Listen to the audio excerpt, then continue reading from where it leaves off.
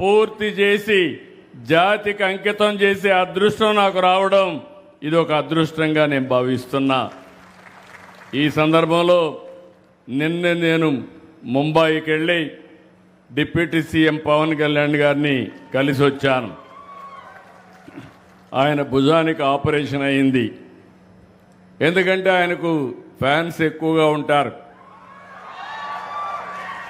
ఎక్కడికి బయట వచ్చినా తోపుళ్ళు కూడా అట్నే ఉంటాయి. ముందుకు లాగడం మా రాజకీయ నాయకులకు అందరికీ ఉంటాయి, ఆయనకి ఇంకొంచెం ఎక్కువగా ఉంటాయి. దాంతో భుజం కూడా కొంత దెబ్బతినడం, ఆపరేషన్ చేసుకున్నారు, ఫాస్ట్గా కోలుకుంటున్నారు. నేను ఇప్పుడే పనికి వస్తానంటే కాదు జాగ్రత్తగా చూసుకో, రాజకీయం ముఖ్యం, అదే సమయంలో ఆరోగ్యం కూడా ముఖ్యం. ఆరోగ్యం బాగుంటే ఇంకా బాగా పనిచేసే అవకాశం వస్తుందని చెప్పాను. తొందరలోనే ఇంకా ఒక 3 రోజులు అక్కడే ఉండాలి. తొందరలో వస్తాడు. ఆయన, నేను, నరేంద్ర మోడీ గారు ఒకటే ఆలోచిస్తున్నాం. నరేంద్ర మోడీ గారు ప్రధానమంత్రిగా 2047కు భారతదేశాన్ని వికసిత్ భారత్గా తయారు చేయాలనేది లక్ష్యం. నేను, పవన్ కళ్యాణ్ గారు 2047కి స్వర్ణ ఆంధ్రప్రదేశ్గా తయారు చేయాలనేది మా లక్ష్యం. అందుకే 36 ప్రాజెక్టుల్ని పూర్తి చేస్తున్నాం. నాకెప్పుడు కూడా గోదావరి జిల్లాలంటే ఇప్పుడే కాదు, మొదటి నుంచి కూడా నా రాజకీయ జీవితంలో గోదావరి జిల్లాలు ఎప్పుడు కూడా నన్ను ఆశీర్వదించాయి. ఎంత నమ్మకం అంటే, ఒకప్పుడు తూర్పు గోదావరి జిల్లా సమైక్య జిల్లా, హరికేన్ తుఫాన్ వచ్చింది, 10 రోజులు ఇక్కడే ఉన్నా, మళ్ళీ పునరావాసం కల్పించి మిమ్మల్ని అందరినీ బాగా చేసిన తర్వాతనే తిరిగి హైదరాబాద్ సెక్రటరియట్కి వెళ్ళాను. ఇక్కడే రాజమండ్రి ఆర్డీఓ ఆఫీసే నా సెక్రటరియట్. ఆ రోజు అది చేసి 21 అసెంబ్లీ సీట్లు వస్తే 99లో 20 అసెంబ్లీ సీట్లు గెలిపించిన ఏకైక జిల్లా గోదావరి జిల్లా.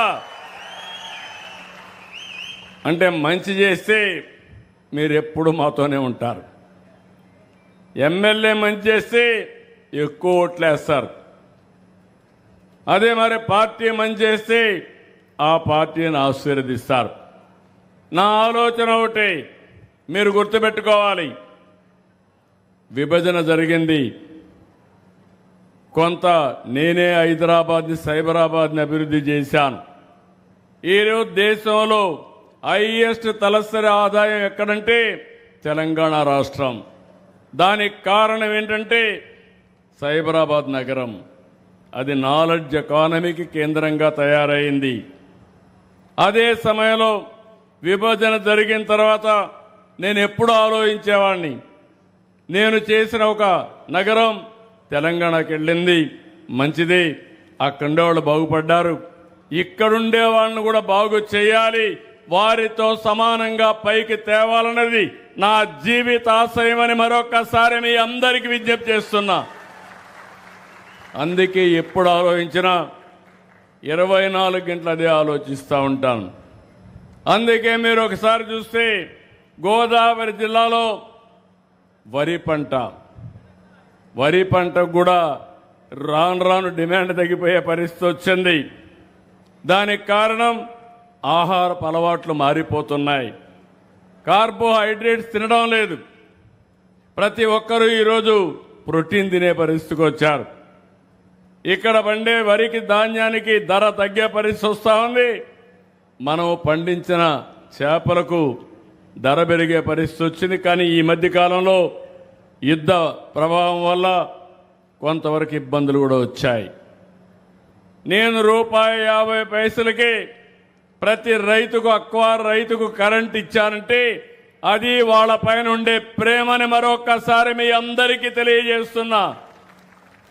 ఈరోజు మెట్ట ప్రాంతాలు ఉన్నాయి. ఈరోజు మెట్ట ప్రాంతాల్లో మనమే పామాయిల్ వేసాం. ఎన్టీ రామారావు గారు ఉన్నప్పుడు మొట్టమొదటిసారిగా వేస్తే దాన్ని ముందుకు